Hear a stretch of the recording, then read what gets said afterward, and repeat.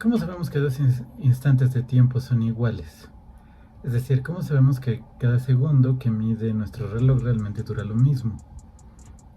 En el caso en que queremos comparar el largo de dos objetos, simplemente ponemos uno al lado del otro y si los extremos coinciden, decimos que son de igual tamaño. Sin embargo, en el caso del tiempo parece más complicado hacer eso. No podemos detener un instante de tiempo hasta que llegue otro instante y luego compararlos. Tenemos objetos de distintas longitudes, pero no, por así decirlo, objetos de tiempo que podemos comparar. Si queremos saber si todos los segundos que mide un reloj duran lo mismo, lo más que podemos hacer es compararlo con otro reloj. Si vemos que mi reloj se adelanta, querrá decir que mide segundos más cortos. Pero aquí la duda sería, ¿es mi reloj el que está bien y ese otro reloj funciona mal o es al revés? ¿Cómo sé cuál es el reloj correcto? Mis sensaciones no son lo bastante finas como para ayudarme. Cuando hago algo divertido o emocionante, como jugar un videojuego, hablar con una persona que me gusta o aprender sobre filosofía y la ciencia, el tiempo parece pasar rápido. Cuando hago algo desagradable o aburrido, como esperar el autobús o ver una película muy aburrida, o hago trámites burocráticos, cada instante parece larguísimo. De manera que es dudoso que mis sensaciones me digan cuál reloj mide el tiempo correcto. Depende de en qué situación estoy, ¿no? Podría buscar más relojes, incluso el de mi computadora o celular, pero ¿qué me garantiza que uno de ellos es el correcto? ¿Y cómo podría saberlo? Podría comparar mis relojes con el sol, es decir, si pasa un día completo y veo que mi reloj indica que el sol sale cada vez más tarde, quizás significa que mi reloj se está atrasando, puesto que no va con el sol. Sin embargo, como veremos, eso tampoco funciona. Tal vez te parezca ocioso preguntarte este tipo de cosas, pero de hecho, estas preocupaciones han influido el desarrollo de la tecnología, de la ciencia y la civilización en general. Probablemente estas preocupaciones influyen más en tu vida de lo que crees. Hay programas de computadora que comienzan a generar errores cuando el reloj no está coordinado con el de internet, por ejemplo. Las apps que te indican tu ubicación no funcionarían sin una red de relojes adecuadamente coordinados. Más aún, muchos de los grandes científicos del pasado, desde Galileo en el siglo XVII hasta William Thomson en el siglo XIX, trabajaron en algún momento de su carrera sobre la medición del tiempo y la coordinación de relojes. Entre ellos, un extraordinario físico y matemático llamado Henry Poincaré incluso formuló una postura filosófica sobre el conocimiento científico a partir de su reflexión en torno al tiempo y a la medición del tiempo. Poincaré vivió en Francia a finales del siglo XIX e inicios del siglo XX, y además de su trabajo en la universidad, él trabajó en la oficina de pesos y medidas. En esa época, una tarea de su oficina era avanzar en el establecimiento de usos horarios. Tenían que establecer dónde en la Tierra comienza un uso horario y dónde termina. Para ello era necesario llegar a convenciones con suficientes países para que se adoptara de manera internacional esas limitaciones. Y bueno, eso no era sencillo. Gran Bretaña, por ejemplo, esperaba que los horarios se establecieran comenzando desde el meridiano de Greenwich. Los franceses esperaban que fuera con el meridiano de París, por ejemplo. Los franceses no lo lograron. Pero una de esas discusiones que Poincaré comenzó a analizar las cuestiones con las que empezamos el video. ¿Cómo sabemos qué reloj es correcto si es que hay uno? Como vimos, podríamos pensar en el sol. Podríamos usar nuestro reloj desde que sale el sol en un día y ver si cuando sale en el siguiente pasaron 24 horas. No obstante, los científicos actuales y los de la época de Poincaré sabían que de hecho los días no duran exactamente 24 horas. Las 24 horas es más bien un promedio, pero los días duran un poco más, un poco menos, dependiendo de la época del año. Y más aún, los científicos pensaban, y aún hoy en día sostienen, que la Tierra está desacelerando en su rotación. Es decir, aún en promedio los días están haciendo poco a poco más largos. Lo extraño en todo esto es en qué reloj se basaron los científicos para llegar a esa conclusión. ¿Cómo sabían que era un buen reloj el que les indicaba eso, no? Los científicos de la época de Poincaré solían usar el día sideral, es decir, el día medido a partir de las estrellas como unidad de medición de tiempo. Pero eso no explica cómo pudieron concluir que la Tierra desacelera en su rotación. Si fuera así, si se produjera de hecho esta desaceleración, el día sideral también se vería afectado. Entonces, bueno, no es a partir del reloj sideral que ellos saben que la Tierra está desacelerando, que se está moviendo más lento en su rotación. Entonces, Poincaré señala que fue el concepto de conservación de la energía y las observaciones del movimiento de la Luna lo que permitió a los astrónomos concluir que la Tierra desacelera. Los científicos descubrieron que la fricción causada por las mareas al momento en que la Tierra se mueve debería generar calor, y el calor así producido consume algo de la energía de la Tierra, por ejemplo, de su energía de rotación, puesto como en términos como muy simples. Y esa pérdida de energía explicaría también el desfase que los astrónomos habían observado entre el movimiento de la Luna y cómo debía de ser ese movimiento de acuerdo con las leyes de Newton. Había ahí un desfase que se explicaba con esta desaceleración. En pocas palabras, Poincaré se dio cuenta de que los científicos podían haber intentado mantener el reloj sideral como único reloj correcto, pero eso habría significado que las leyes de la física, como la conservación de la energía o las leyes del movimiento de Newton, debían cambiarse o debían rechazarse. Y esa corrección de las leyes, ese rechazo, ese cambio a las leyes de la física que estaban bien establecidas, haría que la ciencia se hiciera innecesariamente complicada. De manera que Poincaré concluyó que no hay realmente un reloj correcto, por así decirlo, que te indique intervalos de tiempo que son genuinamente iguales. Más bien, escogemos qué proceso vamos a tomar como si fuera constante y regular, de acuerdo con cuáles procesos hacen que las leyes de la física sean lo más simples posibles. Se trata de un acuerdo o convención implícito. Realmente no hay manera de saber si un proceso o reloj nos indica un paso de tiempo estable y regular. Es decir, rechazamos, por ejemplo, el reloj sideral, decimos que, bueno, quizás no está funcionando bien, porque eso nos permite conservar leyes de la física que son simples y bien establecidas, como la conservación de la energía. Entonces, mantenemos la conservación de la energía y rechazamos la idea de que el reloj sideral sea estable y decimos que se está desacelerando. Eso no lo sabemos con completa certeza, de acuerdo con Poincaré. Se trata de una convención o acuerdo implícito. O sea, realmente no hay manera de saber si un proceso reloj nos indica un paso de tiempo estable y regular. Lo que vamos a hacer es acordar qué procesos tomamos como si fueran regulares por convención. Eso no quiere decir que escogemos de manera arbitraria o lo que sea que queramos. Escogemos procesos que marcan el tiempo, que hagan a las leyes de la física lo más simples posibles. De manera que la pregunta con la que comenzamos, ¿cómo sabemos que los dos instantes de tiempo son iguales? Poincaré responde que en realidad no sabemos y no tenemos forma de saberlo.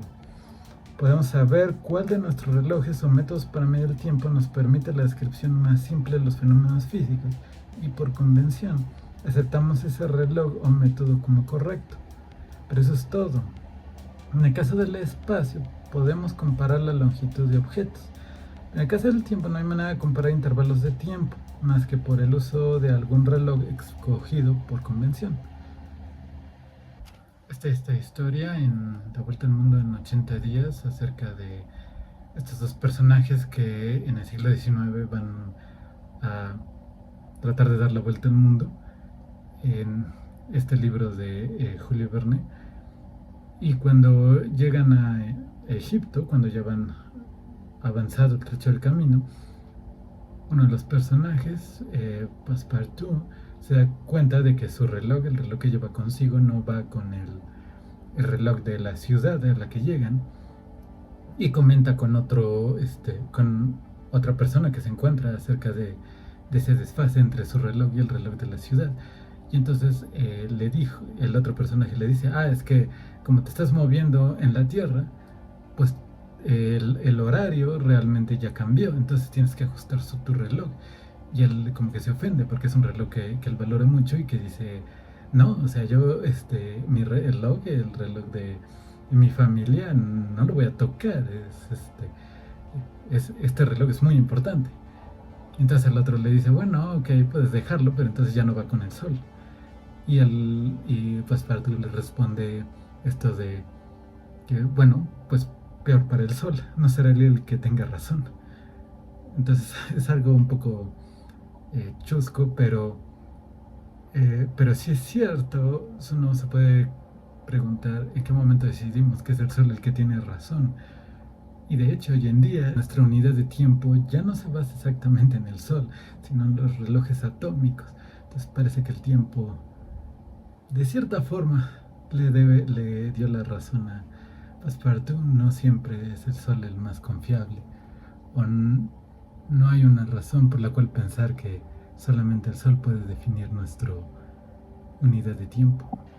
Pero aún en el caso del espacio, Poincaré llegó pronto a la conclusión de que también hay aspectos de él que creemos conocer, pero en realidad son convenciones. Habíamos dicho que podemos comparar la longitud de dos objetos poniéndolos juntos. También podemos usar un tercer objeto para formar un triángulo. Algo que aprendemos en la escuela cuando estudiamos geometría es que los ángulos de todos los triángulos suman 180 grados. Así que si mides dos ángulos del triángulo, sabes cuánto mide el otro. Mide lo que falte para juntar los 180 grados. Sin embargo, en la época de Poincaré, otros matemáticos habían comenzado a argumentar que podían existir otras geometrías diferentes a las que conocemos, en las que aplican otro tipo de reglas. Puedes visualizar esas geometrías pensando que funcionan sobre superficies que no son planas. Si una geometría es la que puedes construir en una esfera, otra geometría diferente sería la que puedes construir en superficie que los matemáticos llaman paraboloide hiperbólico, que realmente es como una figura similar a la de una silla de montar, de una silla para un caballo. Esa silla tiene propiedades geométricas, es una superficie con propiedades geométricas que son distintas de la geometría que conocemos y de la geometría esférica. Y la nuestra, la que conocemos, sería la geometría plana o geometría de Euclides. Nota que los ángulos de un triángulo solo suman 180 grados en geometría plana, pero no en las otras. En la geometría esférica suman más y en la otra suman menos de 180 grados. Si nos preguntamos cuál es la geometría que correctamente describe el espacio en el que vivimos, podríamos responder que la geometría plana. Tú mismo puedes comprobar que si dibujas un triángulo y sumas sus ángulos, obtienes 180 grados. Eso solo puede indicar que el espacio en el que vivimos, en el que dibujamos y demás, pues tiene propiedades de geometría plana, ¿no? Bueno, algunos de los matemáticos que propusieron las geometrías distintas de la geometría plana, conocidas como geometrías euclidianas, como por ejemplo el matemático ruso Lobachevsky, ellos pensaban que tal vez la geometría del espacio solo parece plana a escalas pequeñas, pero quizá a escalas astronómicas los triángulos podrían no sumar 180 grados. Ahora, Poincaré no estaba convencido con este argumento. Si quisiéramos hacer mediciones a escalas astronómicas, tendríamos que considerar que en astronomía una línea recta la reconocemos como el camino que sigue un rayo de luz. Si al medir esos triángulos enormes entre planetas o incluso estrellas, suponiendo que tenemos los medios para hacerlo de manera precisa, encontramos que los ángulos no suman 180 grados, tendríamos dos opciones. Podríamos concluir que la geometría no es plana, o podríamos concluir que sí es plana y cambiar las leyes de la óptica, argumentando que las líneas del triángulo fueron afectadas y que no se trata de un triángulo correcto. Es decir, al final tienes que escoger cambiar la geometría o cambiar las leyes de la física. No hay un hecho o algo en el mundo que te indique qué tienes que cambiar. Escogemos la opción que nos permita mantener la descripción más simple de los fenómenos, es decir, por convención. Cualquier experimento que hagamos nos llevará a una situación similar. El asunto es que no existe en la naturaleza triángulos en abstracto, por así decirlo. Todos los triángulos que hagamos o dibujemos estarán hechos de objetos físicos, que pueden ser distorsionados por algún fenómeno. Las leyes de la física son las que nos dicen cómo se distorsionan los objetos físicos y en qué circunstancias. La cuestión es que si vemos que algo no sucede como dice la geometría plana, siempre podemos suponer que no es la geometría la que debe cambiar, sino esas leyes de la física. De manera que solo por una convención es que podemos decidir con cuál geometría nos quedamos y con cuáles leyes. Así como la regularidad de los espacios de tiempo la establecemos por convención, así también determinamos las propiedades geométricas del espacio por convención. De acuerdo con Poincaré, estas son cosas que no sabemos y no podemos saber. Pero si no acordamos por convención cómo tomaremos esos aspectos de la naturaleza, aunque no los conozcamos, no sería posible construir todo el conocimiento que llamamos ciencia. Las propiedades del tiempo son, por tanto, meramente las de nuestros relojes, así como las propiedades del espacio son meramente las de nuestros instrumentos de medición. Aceptamos por convención que las propiedades del espacio y tiempo son las que les atribuimos en nuestros instrumentos de medición, puesto que no hay ningún hecho natural que los determine. Esta postura de Poincaré es lo que llamamos convencionalismo en filosofía de la ciencia. Convencionalismo no solo consiste en decir que la ciencia da convenciones. Eso es como quizás una obviedad. Todo el mundo estaría de acuerdo, por ejemplo, en que representar la fuerza con una F en las ecuaciones es una convención. Podríamos haber usado otra letra. El convencionalismo va más allá y señala que aún aspectos que creíamos conocer sobre el mundo, que van más allá de los nombres o representaciones, aún esas cosas que creemos conocer, como las propiedades del espacio y el tiempo, son convenciones. No quiere decir que todo en la ciencia sea convenciones, pero sí más de lo que pensamos o solemos creer. Y bueno, antes de terminar, debo agregar que, por supuesto, la discusión sobre las propiedades del espacio y el tiempo cambió desde que Einstein introdujo la relatividad. Aún así, los debates sobre el convencionalismo han sobrevivido aún después del descubrimiento de la relatividad. Ese podría ser un tema para otro video. Es más, parece que es posible que el propio Einstein haya comenzado a pensar que había distintas maneras de entender el espacio y el tiempo leyendo a Poincaré. Pero creo que lo más interesante será lo que tú comentes acerca del convencionalismo. Espero te animes a dejar una opinión, yo lo apreciaría. Que me digas qué piensas del convencionalismo, si realmente tú crees que hay cosas que no podemos saber pero tenemos que aceptar para construir el conocimiento científico, o si realmente Poincaré se equivoca y realmente solo tenemos que investigar más y esperar que eventualmente la ciencia llegue a descubrir esas cosas nuevas, o desde el inicio de la ciencia, desde los fundamentos de la ciencia, ya tenemos que tener esas convenciones y por tanto no hay manera de que el conocimiento que derive después nos ayude a corregirlo. Cuéntame, espero te animes a dejar una opinión.